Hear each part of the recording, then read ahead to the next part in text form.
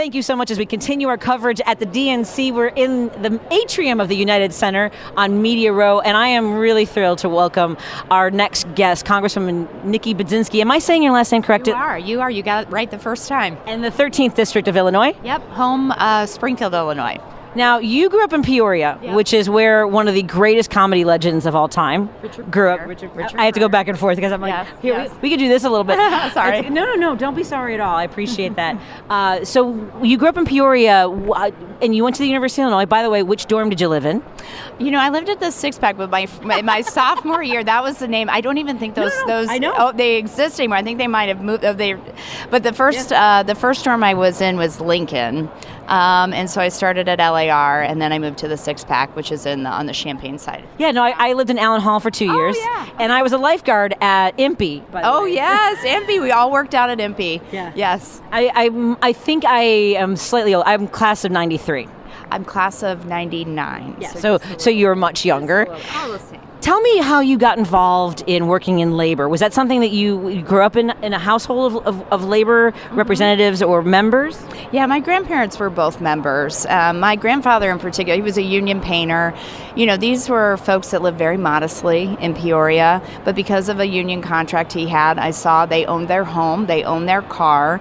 They didn't have any credit cards. They paid everything with cash, so they lived very modestly, but because of the fact that he was a union painter, he had a retirement. So in the last 10 years of his life, he actually had a pension that he and my grandmother were able to live on.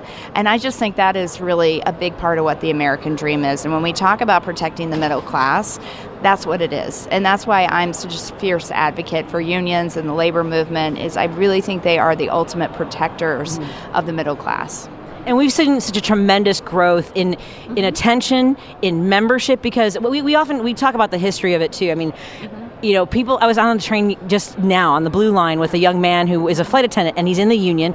He actually gave me one of his buttons, the three unions. They're in the middle. I guess it's been 5 years they've been working on their contract. We talked a little bit about how Ronald Reagan really decimated our power as laborers. Tell us a little bit about how another term of Donald Trump will only... I think we have evidence just in the last week of how bad it could be for workers, right? Yeah, I couldn't agree with you more. I mean, he has a very long history as an employer of being a union buster. You saw Champaign talk about how he's a scab. That's the ultimate in, as far as a negative comment can be given to you of it from a union organizer, that's it.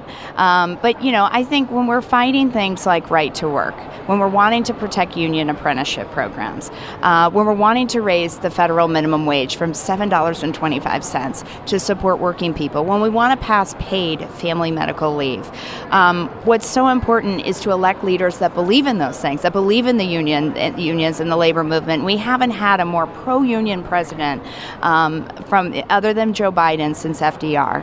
And so when you're looking at Donald Trump and his record, which is very anti-union, we have to be out there in these next 74 days calling that out and educating voters on what's at stake. I really think that that's been such a driving message in the last year. I'm a member of SAG-AFTRA and a strike captain here in Chicago, and we actually are now putting together a national strike preparedness team.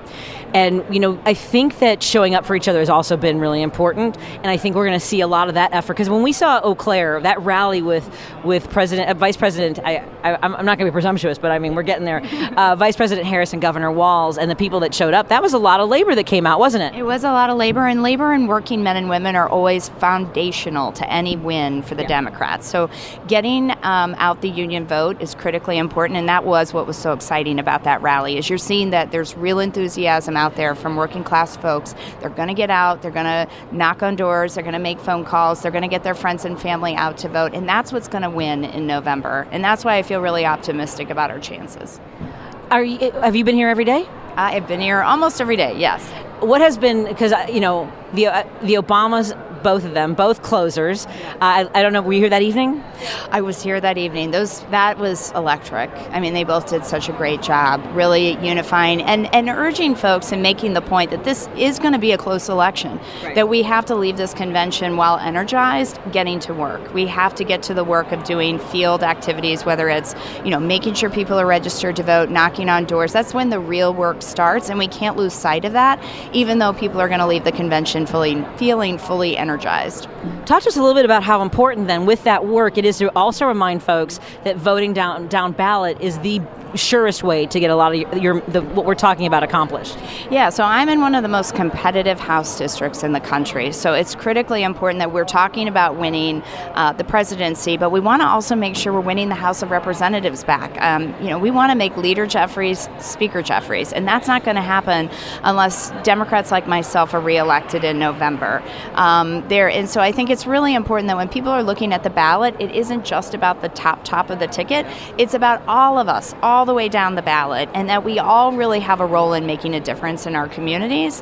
And so that's a part of the educational piece and why we do door-to-door, why we talk to voters and what's at stake for each of our candidates. And so that is so important that people vote from top to bottom. I know that you have a pretty busy schedule. I know that, I just got a nod from somebody from behind. Before you go, tell us what we can do to help you and support the work that you're doing, drawing attention to the area where you're getting volunteers and amplifying that message. Well, we have a website set up, www.nikkiforcongress.com. It's Nikki for Congress.com, and I would urge folks to go to it.